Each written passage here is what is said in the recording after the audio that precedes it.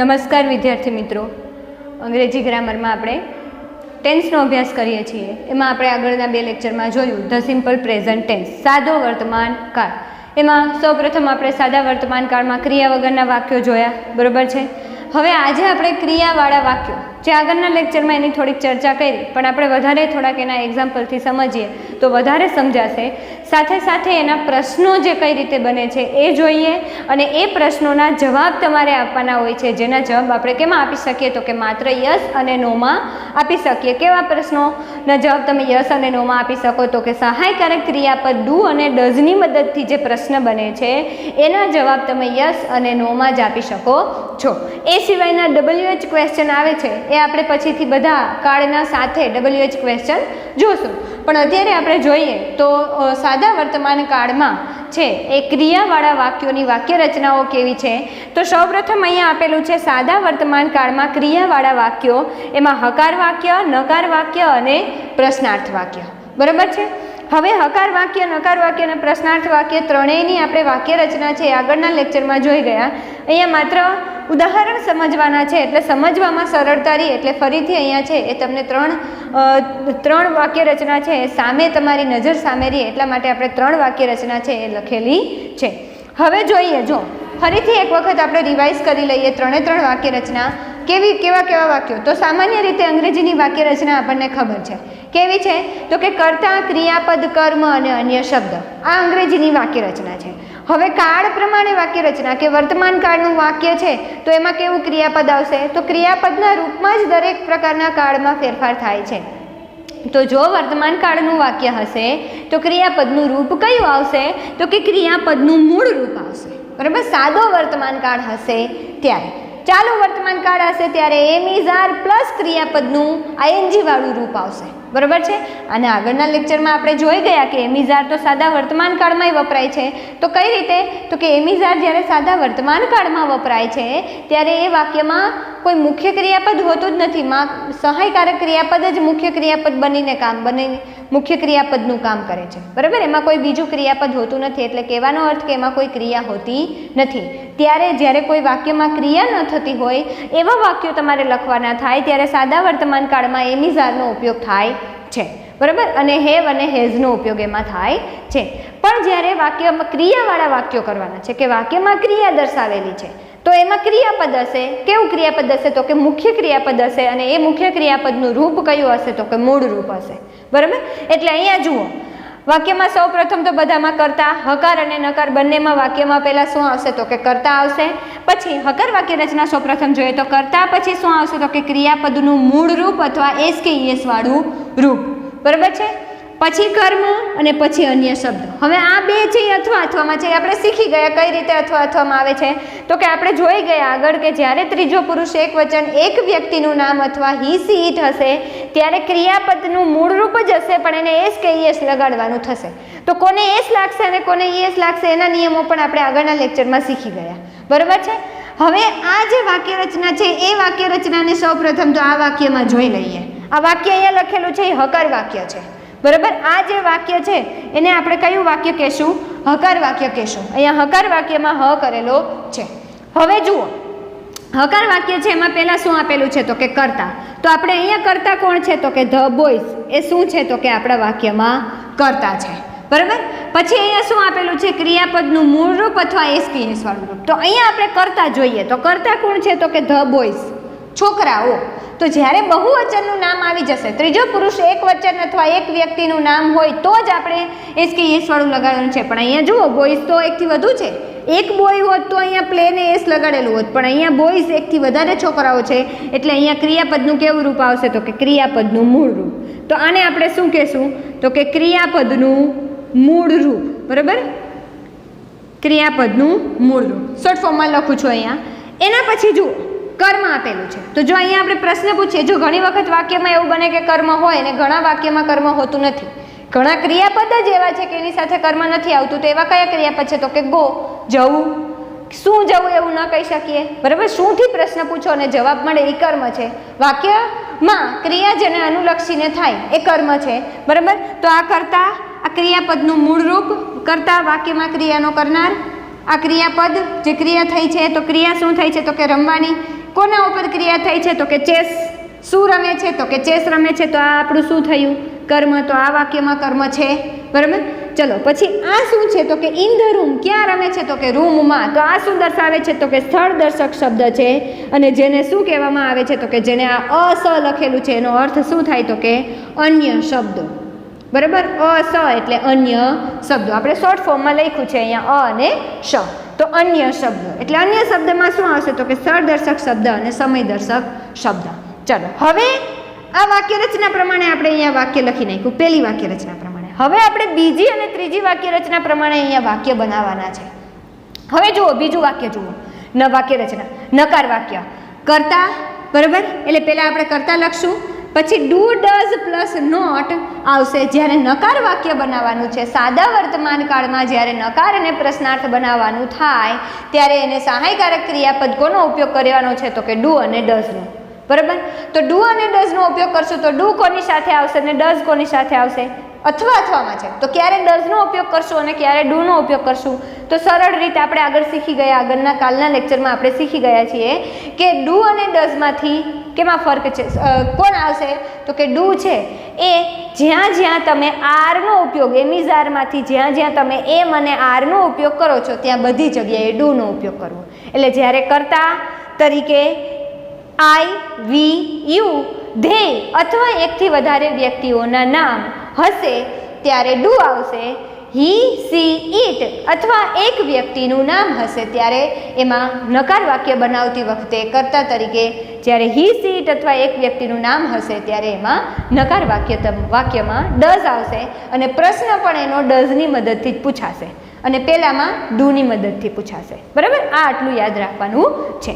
ચલો હવે આપણે વાક્ય રચનામાં ડુ ડઝ પ્લસ નોટ. તો આપણે વાક્ય રચના પ્રમાણે આ વાક્યને આ વાક્ય રચના પ્રમાણે ગોઠવીએ. તો ચાલો સૌપ્રથમ અહીંયા શું આપેલું છે? તો કે કરતા. તો ચાલો વાક્યમાં કરતા કોણ છે? આ વાક્ય કેવું છે? તો કે નકાર વાક્ય છે એટલે એનો ન અહીંયા કરેલો છે. ચલો તો વાક્યમાં કરતા કોણ છે? તો કે ધ બોયસ. કરતા લખી નાખ્યું છે. હવે શું કીધું છે? Do does plus not. તો હવે ડુ અને ડઝ અથવામાં છે એટલે ડુ અને ડઝ અથવામાં છે તો કહેવાનો અર્થ કે કર્તાને આધારે ડુ ડઝ મૂકો. બરાબર. તો કરતા કોણ છે? તો કે ધ બોયસ છે એટલે એકથી વધારે વ્યક્તિ છે, બહુવચન થઈ ગયું. તો અહીંયા શું મૂકવાનું થશે? આપણે ડુ. યાદ રાખવું, એકથી વધારે વ્યક્તિઓ હોય અથવા તો ધેય હોય, વી હોય, યુ હોય કે આઈ હોય તો અહીંયા ડુ આવે. બરાબર છે. તો અહીંયા ધ બોયસ છોકરાઓ એકથી વધુ છે એટલે અહીંયા આપ્યું મૂક્યું ડુ. એના પછી શું મૂકવાનું કીધું છે? તો કે નોટ. બરાબર. તો ધ બોયસ ડુ નોટ. આટલું બન્યું.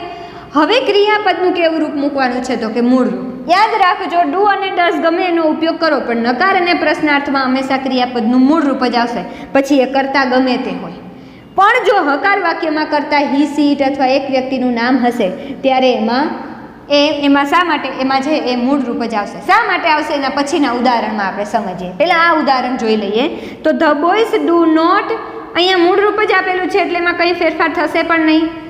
પ્લે છે એ મૂળ રૂપ છે તો ક્રિયાપદનું મૂળ રૂપ મૂક્યું. પછી કર્મ મૂકવાનું છે તો કર્મ શું છે? તો કે ચેસ. તો આપણે અહીંયા મૂક્યું કર્મ. બરાબર. પછી મૂકવાનું છે અન્ય શબ્દ. તો અન્ય શબ્દો અહીંયા શું છે? તો કે ઇન ધ રૂમ, રૂમમાં. બરાબર. ચાલો હવે પહેલું વાક્ય હતું એનું ગુજરાતી આપણે જોઈએ. The boys play chess in the room. છોકરાઓ રમે છે ચેસ રૂમમાં. વાક્યને ગુજરાતીની વાક્ય રચનામાં ગોઠવીએ. છોકરાઓ રૂમમાં. બરાબર. એના રૂમમાં છોકરાઓ રૂમમાં ચેસ રમે છે. છોકરાઓ રૂમમાં ચેસ રમે છે. આનો અર્થ શું થાય? રમે છે. વાક્ય કયા કાળનું છે? સાદા વર્તમાન કાળનું. હવે નથી રમતા, નકાર એવું કરવું છે એટલે નથી રમતા. તો છોકરાઓ રૂમમાં ચેસ રમતા નથી. છોકરાઓ રૂમમાં ચેસ રમતા નથી. આ રીતે એનું નકાર વાક્ય બને છે. ચલો હવે વાક્ય પ્રશ્નાર્થ વાક્ય બનાવીએ. પ્રશ્નાર્થ વાક્યમાં પહેલાં શું લેવાનું છે? ડુ અને ડઝ. તો હવે એકના આધારે ડુ અને ડઝ લેશું. જો આ વાક્યનું પ્રશ્નાર્થ નથી બનાવતા, આ વાક્યનું પ્રશ્નાર્થ બનાવવાની વાત થાય છે. આનું નકાર અને આનું જ પ્રશ્નાર્થ. બરોબર છે. તો ચાલો આ વાક્યનું આપણે પ્રશ્નાર્થ બનાવીએ. આનું પ્રશ્નાર્થ કઈ રીતે બને એ પણ આપણે એક ઉદાહરણમાં જોશું. શા માટે? તો કે તમારે નકાર વાક્યનું પ્રશ્નાર્થ બનાવવાનું ઓછું આવે છે. બરાબર, એવું તમારે પરીક્ષામાં બહુ પૂછાતું નથી. માત્ર હકાર વાક્યનું જ પ્રશ્નાર્થ બનાવવાનું થાય છે અને એનું જ યસ અને નોમાં જવાબ આપવાનો થાય છે. પણ આપણે એક શીખી લેશું. ચલો આનું પહેલાં બનાવીએ. તો આના આધારે બરાબર છે, તો કર્તાના આધારે ડુ અને ડઝ મૂકશું. તો કર્તા વાક્યમાં જો કોણ છે, તો કે ધ બોયઝ છે. અત્યારે આના ઉપરથી પ્રશ્નાર્થ બનાવીએ છીએ, એવું યાદ રાખજો. ધ બોયઝ છે એટલે કોનો ઉપયોગ કરશું? સહાયકારક ક્રિયાપદ ડુ અને ડઝમાંથી કોણ વાપરશું? તો કે ડુનો ઉપયોગ કરશું. હમણાં જ આપણે જોયું બરાબર, કર્તા તરીકે એકથી વધારે વ્યક્તિ હોય તો ડુ આવે. ચાલો, ડુ ડઝમાંથી ડુ લખ્યું. એના પછી શું મૂકવાનું કીધું? તો કે કર્તા. તો કર્તા કોણ છે? તો કે ધ બોયઝ. તો ડુ ધ બોયઝ બરાબર છે. પછી ક્રિયાપદનું મૂળ રૂપ, તો ક્રિયાપદનું મૂળ રૂપ શું છે? તો કે પ્લે. બરાબર. એના પછી કર્મ. કર્મ શું છે? તો કે ચેસ. પછી શું છે? તો કે અન્ય શબ્દો. તો અન્ય શબ્દોમાં કોણ છે? તો કે ઇન ધ રૂમ. પછી લાસ્ટમાં જુઓ શું મૂકેલું છે? તો કે પ્રશ્નાર્થ ચિહ્ન. શા માટે? તો કે પ્રશ્ન બનાવ્યો છે, પ્રશ્ન પૂછવાનો છે. Do the boys play chess in the room? શું બાળકો રૂમમાં, છોકરાઓ બરાબર ને, અહીંયા છોકરાઓ છે, શું છોકરાઓ રૂમમાં ચેસ રમે છે? આવો પ્રશ્ન પૂછો. હવે આવો જ્યારે પ્રશ્ન પૂછવામાં આવે છે એટલે કે સહાયકારક ક્રિયાપદની મદદ, જ્યારે સહાયકારક ક્રિયાપદ વાક્યની શરૂઆતમાં મૂકી અને પ્રશ્ન બનાવવામાં આવે એને વર્બલ ક્વેશ્ચન કહેવાય, ક્રિયાપદવાળા પ્રશ્નો કહેવાય. અને એ પ્રશ્નોને આન્સરમાં તમે એ પ્રશ્નોના જવાબમાં તમે માત્ર હા અથવા ના જ કહી શકો, એમાં વધારે કાંઈ કહેવાનું રહેતું નથી. તો આનો તમે જવાબ આપવો હોય તો કઈ રીતે અપાય? તો જવાબ આપણે આપીએ તો પહેલાં યસમાં આપીએ. બે રીતે આપણે જવાબ કઈ રીતે લખવો એ જોશું. યસ બરાબર. હવે પહેલાં આપણે આખા વાક્યમાં જવાબ એક વાક્યમાં જોઈ લઈએ. આખા વાક્યમાં કઈ રીતે જવાબ આવે? તો કે યસ. કઈ રીતે જવાબ મૂકવાનો? તો કે યસમાં જવાબ આપશો એટલે હકાર વાક્ય જે હશે એ જ જવાબમાં આવશે. બરાબર. તો કે yes the boys play chess. હવે સોરી બરાબર, અહીંયા ધ બોયઝ નહીં લખીએ. જ્યારે વાક્યમાં કર્તા તરીકે નામ આપેલું હશે, કર્તા તરીકે જો નામ આપેલું હોય, સર્વનામ ન હોય પણ નામ હોય, ત્યારે જવાબ આપતી વખતે જ્યારે યસ અને નોમાં તમે જવાબ આપો ત્યારે નામને બદલે યસ અને નોમાં જવાબમાં સર્વનામ વાપરવું. તો અહીંયા ધ બોયઝનું સર્વનામ ધેય થાય. તો યસ ધેય, પછી આખું પેલું લખી નાખવાનું, બોયઝની જગ્યાએ ધેય મૂકી play chess in the room. થઈ ગયું. હવે આખા વાક્યમાં જવાબ લખવાનો ન થાય એવું આપણે ઉપર સૂચનામાં તમને આપેલું હોય કે પ્રશ્ન બનાવી, હકાર વાક્યનો પ્રશ્ન બનાવી અને તમને યસ અને નોમાં ટૂંકમાં જવાબ આપો, અથવા તો ઉદાહરણમાં ટૂંકમાં જવાબ લખ્યો હોય તો ટૂંકમાં કઈ રીતે જવાબ આપવો એ જુઓ. આપણે આખા વાક્યમાં જવાબ આપ્યો છે, હવે ટૂંકમાં જવાબ આપીએ. તો યસ ધેય, આવી રીતે લખવાનું. યસ પછી નામને બદલે સર્વનામ વાપરશું એટલે યસ ધેય શું મૂકી દેવાનું? ડુ. જેનાથી પ્રશ્ન બન્યો હોય એ અહીંયા આવી જાય. Yes they do. થઈ ગયું. હવે આપણે નોમાં આન્સર આપીએ. પહેલાં નોમાં આપણે આખા વાક્યમાં આન્સર આપશું. તો નો યાદ રાખજો, યસ અને નો પછી અલ્પવિરામ કરવું ફરજિયાત છે. નો ધેય, તો નોમાં જવાબ આપીએ એટલે કેવું વાક્ય બનશે? તો કે નકાર વાક્ય બનશે.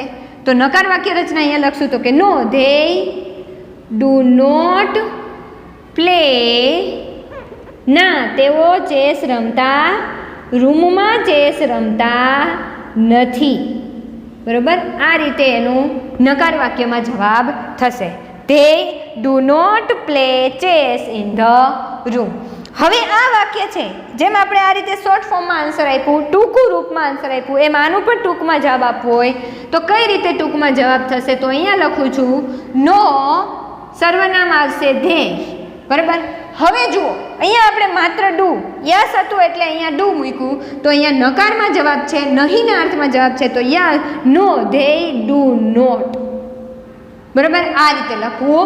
અને ડુ નોટનું શોર્ટ ફોર્મ પણ લખી શકો. શું? તો કે ડોન્ટ. બરાબર. અહીંયા પણ ડોન્ટ લખી શકાય છે આના બદલામાં, અને અહીંયા પણ ડુ નોટને બદલે તમે ડોન્ટ મૂકી શકો છો. તો આ શું બન્યું છે એનું? આ વાક્યનું પ્રશ્નાર્થ વાક્ય, નકાર વાક્ય આપણે બનાવ્યું. બરાબર છે. તો હવે જો આ વાક્ય આપેલું છે, બરાબર, આ જોઈ ગયું. આપણે હકાર વાક્યનું પ્રશ્નાર્થ કર્યું છે. માનો કે આવી રીતે પ્રશ્ન આપેલું હોય કે આવું વાક્ય આપેલું હોય, the boys do not play chess in the room. તો એનો તમારે કઈ રીતે પ્રશ્ન બનાવવાનો છે?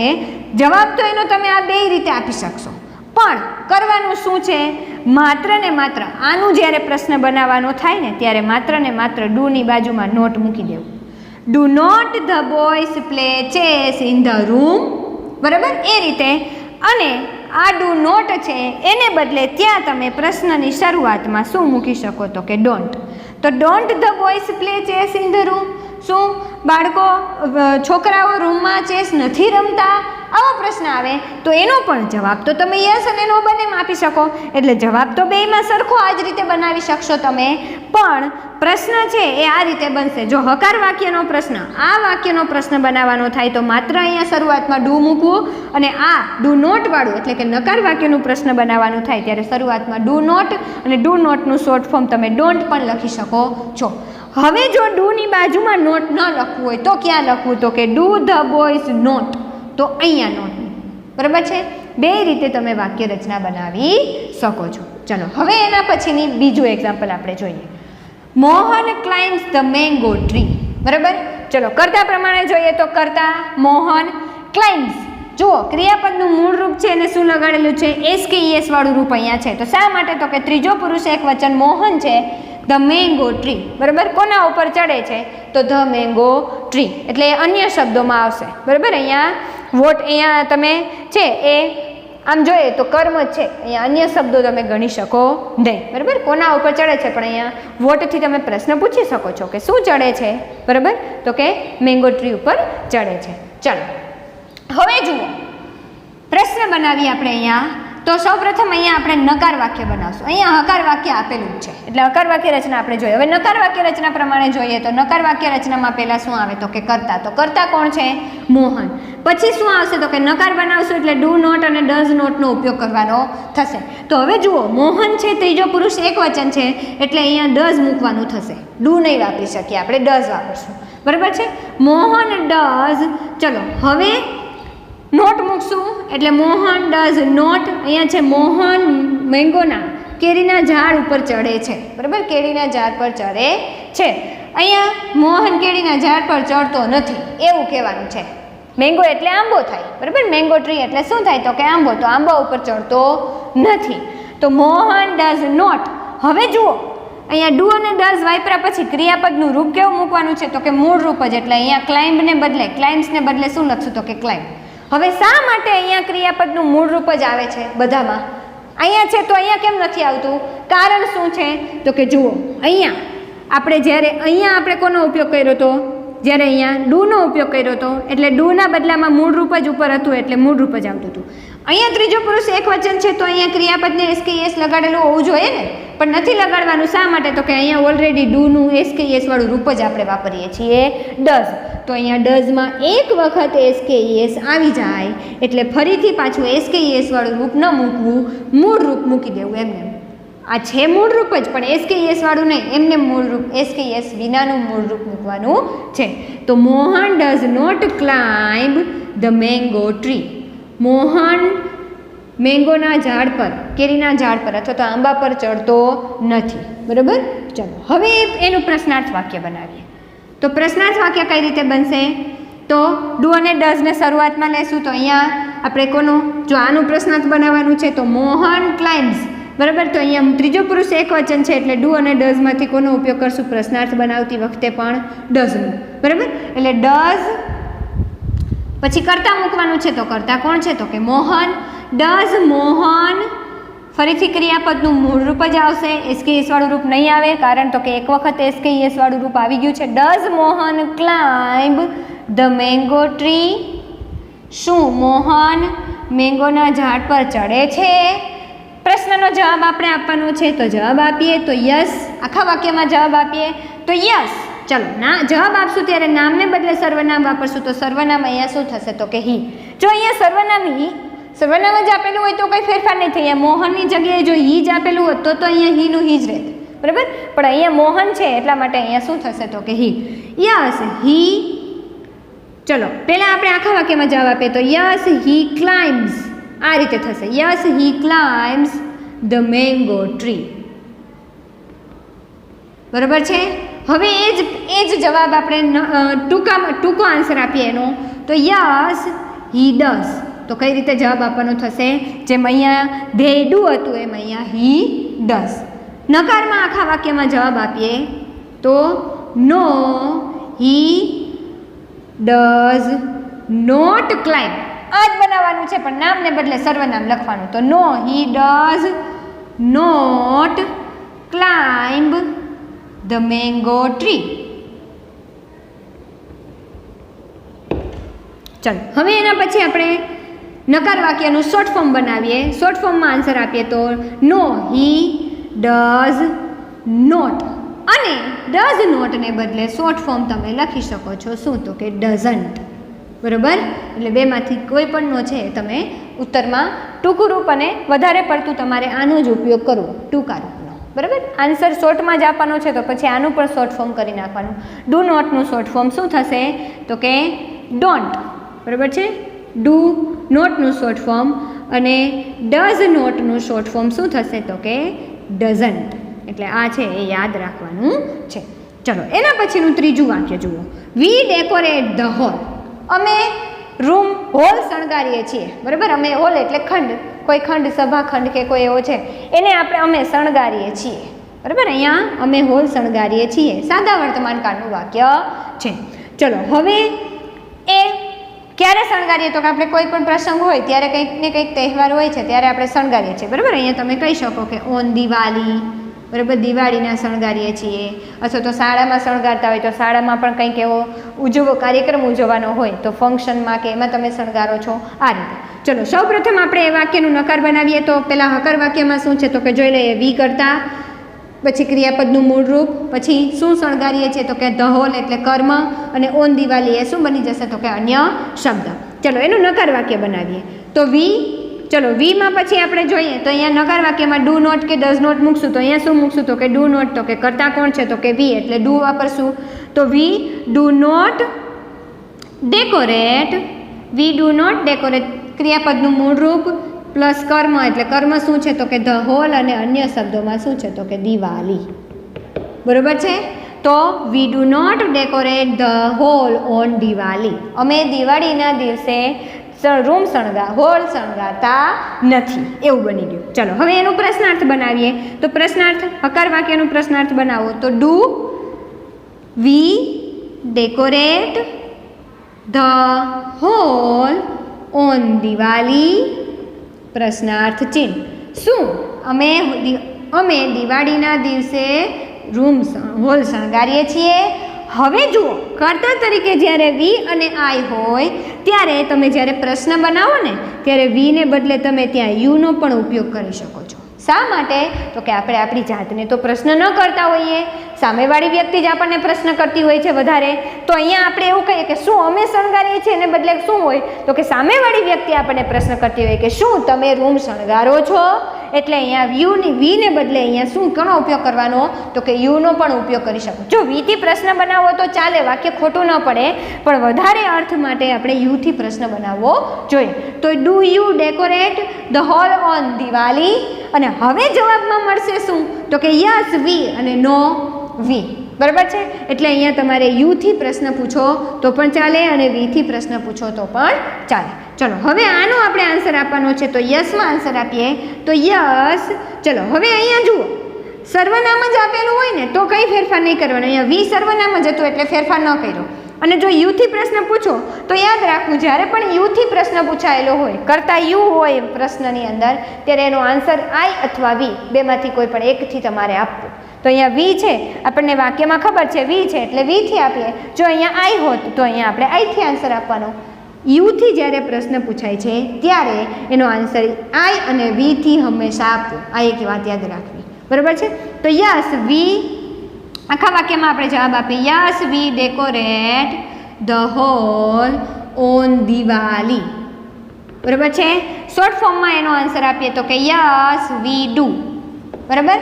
અને નકારમાં આખા વાક્યમાં જવાબ આપીએ તો no we do not decorate the hall on Diwali. અને શોર્ટ ફોર્મમાં આન્સર આપીએ તો નો વી ડોન્ટ. બરાબર છે, આ રીતે, અથવા તો ડુ નોટ આખું લખો તો પણ ચાલે. તો આ રીતે છે એનું નકાર, પ્રશ્નાર્થ અને યસ અને નોમાં આન્સર આપવાનો હોય છે. હવે તમારે પરીક્ષામાં કઈ રીતે પૂછાય છે તો કે પ્રશ્નાર્થ છે એ ઓછું પૂછાય છે, બરાબર. પ્રશ્નાર્થ બનાવવાનું ઓછું પૂછાય છે. માત્ર શું પૂછાય છે તો કે પ્રશ્નાર્થ વાક્ય, હકાર વાક્ય છે, આ વાક્ય આપેલું હોય છે, તમને ઉપર સૂચના આપેલી હોય છે કે નીચેના વાક્યોનું પ્રશ્નાર્થ વાક્ય બનાવી યસ અને નોમાં આન્સર આપો. એના માટે તમને ઉપર એક ઉદાહરણ આપેલું જ હશે. એટલે ઉદાહરણમાં જો યસમાં આખા વાક્યમાં જવાબ આપેલો યસ નોમાં તો તમારે આખા વાક્યમાં જવાબ લખો, શોર્ટ ફોર્મમાં આપેલો હોય તો શોર્ટ ફોર્મમાં લખો. વધારે પડતું શોર્ટ ફોર્મમાં જ આન્સર આવે છે. આખા વાક્યમાં આન્સર આવે છે પણ ક્યારે આવે છે? ત્યારે અહીંયા પ્રશ્ન જ આપેલો હશે, ત્યારે તમારે પ્રશ્ન બનાવવાનો નહીં હોય. જ્યારે તમારે પ્રશ્ન બનાવવાનો હશે ને, આ વાક્ય ઉપરથી પ્રશ્ન બનાવવાનો હશે ત્યારે તમને યસ અને નોમાં શોર્ટ ફોર્મમાં આન્સર આપવાનો હશે. અને જ્યારે પ્રશ્ન બનાવેલો જ હશે પણ એનો જવાબ આપવાનો થશે ત્યારે એનો જવાબ તમારે યસ અને નોમાં આખા વાક્યમાં આપવાનો થશે. તો આ રીતે છે એ તમારે પરીક્ષામાં પૂછાય છે.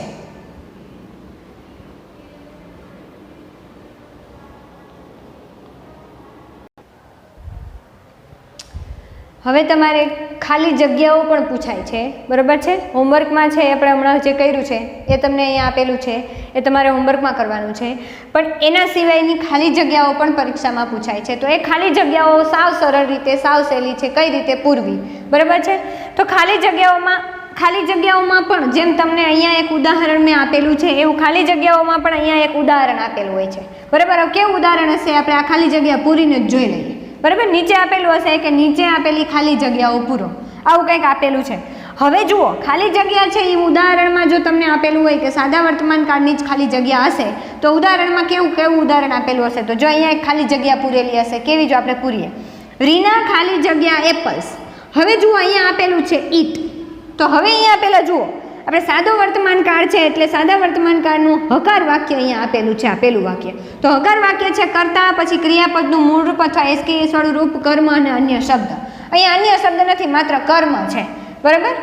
તો હવે જુઓ અહીંયા રીના, અહીંયા આપેલું છે ખાય છે અને એપલ. તો અહીંયા આપણે ક્રિયાપદની ખાલી જગ્યા, બધી ખાલી જગ્યાઓ કેવી છે તો કે ક્રિયાપદના રૂપની ખાલી જગ્યા છે, બરાબર. ક્રિયાપદના યોગ્ય રૂપ વડે ખાલી જગ્યા પૂરો, ક્રિયાપદના યોગ્ય રૂપ વડે ખાલી જગ્યા પૂરો, એવી સૂચના ઉપર આપેલી હશે. તો રીના, ચલો અહીંયા ઈટ આપેલું છે તો અહીંયા આપણે ઈટ્સ લખશું, પછી એપલ લખશું. શા માટે અહીંયા ઈટ્સ લખશું? તો આપણે હમણાં જોઈ ગયા કે ત્રીજો પુરુષ એક વચન કર્તા તરીકે હોય ત્યારે ક્રિયાપદને એસ કે ઈએસ લગાડવું. તો રીના છે એ ત્રીજો પુરુષ એક વચનનું નામ છે ને, એક જ છોકરી છે, જુઓ એક વચનનું નામ છે એટલે રીના ઈટ્સ એન એપલ. તો અહીંયા શું આપેલું હોવું જોઈએ? અહીંયા ક્રિયાપદનું યોગ્ય રૂપ ઉપયોગ કરવાનો. તો મૂળ રૂપને અહીંયા રીના તરીકે એટલે કે એક વ્યક્તિનું નામ હોય કર્તા તરીકે તો અહીંયા ક્રિયાપદને શું લગાડવું? એસ અથવા ઈએસ.